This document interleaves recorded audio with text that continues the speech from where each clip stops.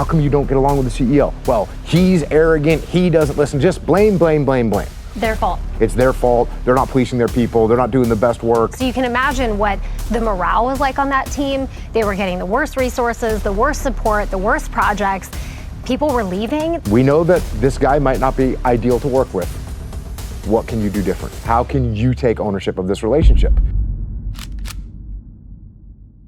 I was working with one company, construction company, and they really had bad relationships with the various trade unions.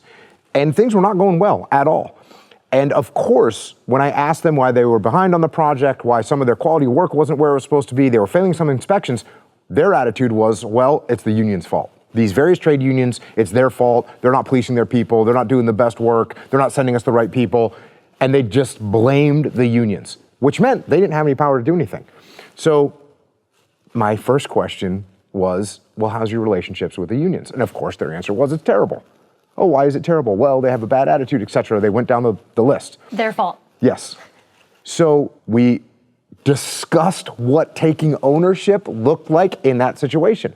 How can you take ownership of those relationships with the various unions?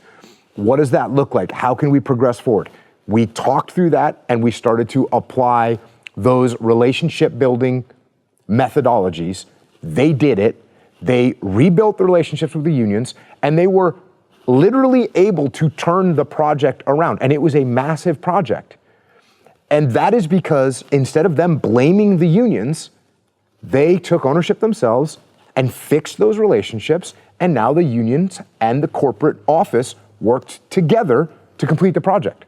That's a classic example of taking extreme ownership and solving the problem.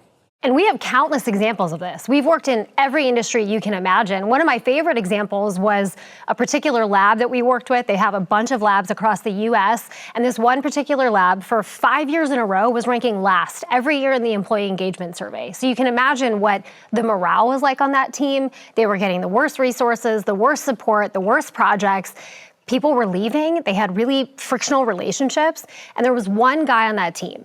I remember meeting with him, and he decided he wasn't satisfied with the dynamic of this team and the direction that they were heading.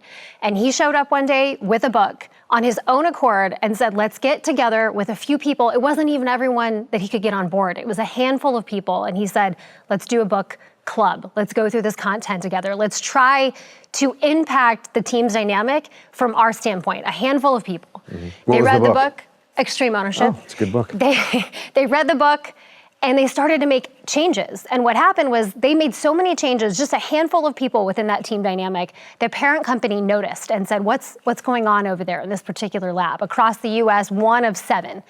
And they were able to lobby to get some funding, bring in some additional leadership training. We were able to work with them, but it wasn't the work that we did. It was the individuals who decided they wanted to win, that they were tired of the way that things were. And each of them taking ownership and then encouraging and influencing the people around them to take ownership. And the result of that was after 1 year, they were able to rank number 1 in that employee engagement survey. And what's really cool is for 5 years after that, they ranked number 1. And the individual who started this effort could have just said, I've got the secret sauce and we're just gonna keep crushing it every year. But he realized it's one team, one fight. We've got to get this training to every other lab because it's one company and we want to see the team win. We want to see this company achieve the mission. And he brought this training to the other 6 labs. An incredible example of one individual in an organization dramatically shifting the culture and bringing in this idea of ownership that changed everything for the entire organization. Yeah, one of the first senior leadership teams that I worked with, there was a COO that had this antagonistic relationship with the CEO. And the CEO was, I guess you might say, one of those typecasted CEOs, super overconfident, little bit arrogant, like the whole 9 yards. And the COO was frustrated with it, not listening to me, just everything. And they just had this antagonistic relationship. And of course, when I'm talking to the COO, well, hey, how come you don't get along with the CEO? Well, he's arrogant, he doesn't listen, just blame, blame, blame, blame. And of course, when they understand that you're there to teach them about extreme ownership, after the 4th or 5th finger pointing that he made, eventually he starts realizing what he's saying. and kind of slows down. And it's like, okay, so we know that this guy might not be ideal to work with. What can you do different? How can you take ownership of this relationship? And it's like that right there totally changed the dynamic. And these two individuals, the CEO and the COO, started functioning together as a team, and they were able to be successful. So this is just across the board. We get to see this all the time, and I almost feel like we've got this little secret, except for we're not trying to keep it a secret. We're trying to tell everyone, if you take ownership of your relationships, if you take ownership of your business, if you take ownership of your health and your family and your future, if you take ownership of these things, they are going to move in the right direction.